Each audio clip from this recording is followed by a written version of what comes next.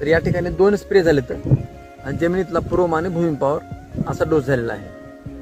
तर मागच्या वर्षी या बागेमध्ये गेल्या वर्षी पण फळ घेतले आणि या वर्षी आपले प्रोडक्ट दिले ग्रीन प्लॅन्ट कंपनीचे. तर भैया फरक काय?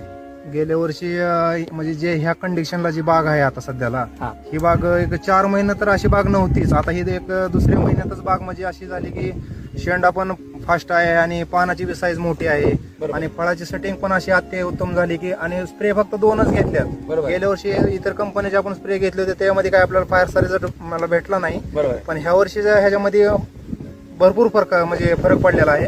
आणि झाडाची मतलब साईज पण मोठी झाली आहे. झाड म्हणजे हाताला असं केलं तरी माझ्या हाताला यायला गेले तर म्हणजे फास्ट त्याची मतलब जी शेंडा जी आहे त्याची उंची आणि पानाची पण म्हणजे साईज मोठी झालेली आहे. आणि जी कळी आपण जी धरलेली आहे ना, एका साईजला म्हणजे 4-4, 5-5 म्हणजे गोस लागले.